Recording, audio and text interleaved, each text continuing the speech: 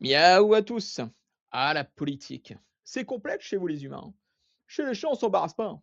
C'est moi le chef et si un camarade n'est pas d'accord avec ce constat, on règle ça en 2-2, à grands coups de patoune et une prise ninja dont seule notre espèce et Jackie Chan ont le secret. Hop, élection terminée en 2 minutes. Chez vous, c'est devenu un star system. Et ils l'ont bien compris, vos gouvernants. Vous ne faites plus élire des politiciens pour leurs compétences, encore moins pour leur programme, mais pour leur style.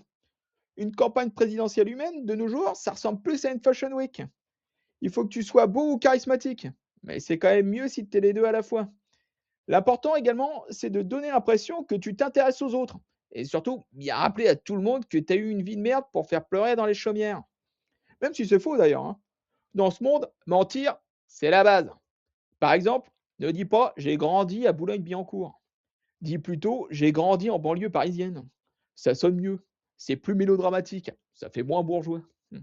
Oui, car les humains détestent les bourgeois, même s'ils rêvent tous secrètement de le devenir un jour. Mmh.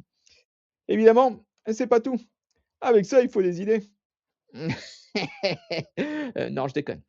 On s'en tamponne le coquillard de ça. Il faut avant tout avoir une bonne couverture presse. Peu importe le bord d'ailleurs, hein. Il faut juste qu'on parle de vous. Prenons pour exemple ce bon Louis Sarkozy. La presse a fait monter ce gars du jour au lendemain et pourquoi? Ben, on sait toujours pas. Il a juste été choisi.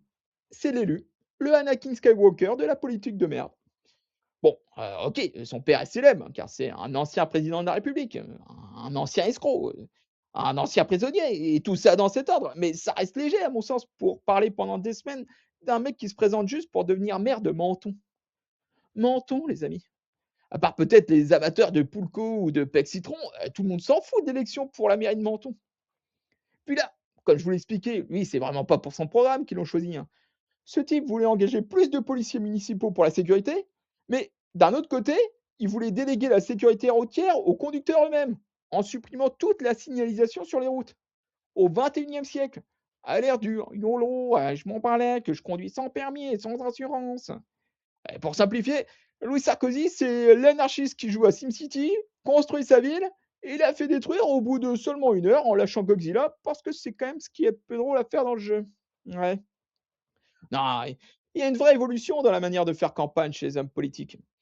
Et puisque la presse et les gens s'intéressent plus au paraître qu'au fond, ils sont donc aussi plus enclins à dévoiler leur vie privée qu'auparavant, afin de dévoiler le côté humain des humains. Bon, ils ont juste pas encore bien réalisé que le côté le plus humain des humains, c'était de se foutre sur la gueule, mais ça va venir. Je désespère pas.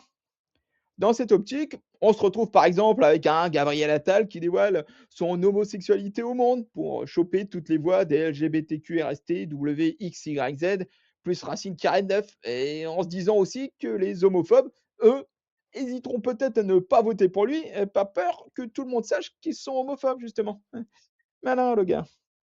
Bardella, lui, il aurait pu tenter cette strate aussi. Mais à mon avis, il n'est pas sûr que sa base électorale très catholique approuve le délire. Alors il nous la joue homme viril, amoureux d'une duchesse héritière des deux Siciles, dont aucun Français ne sait à quoi ça correspond au passage, vu qu'ils ne connaissent que les deux Alpes.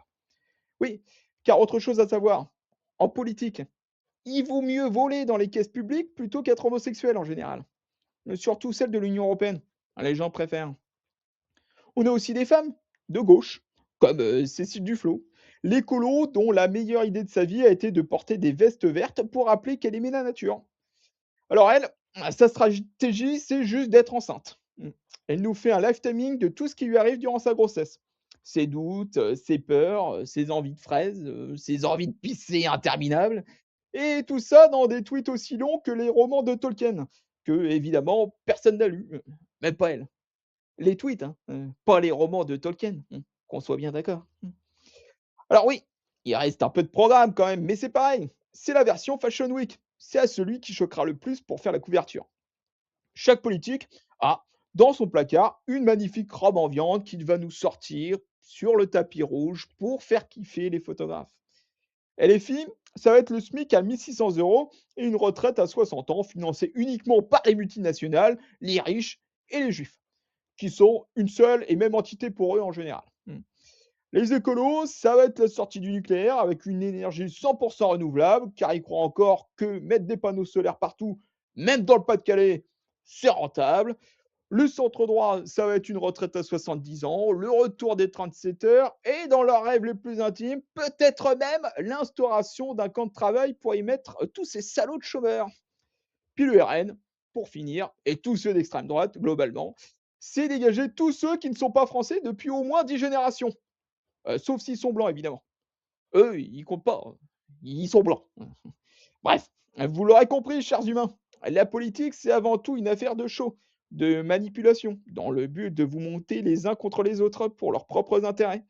Alors, si j'avais un conseil félin à vous donner, faites comme nous. Faites semblant de les écouter et dormez. Morphée restera toujours le meilleur conseiller. Cordialement.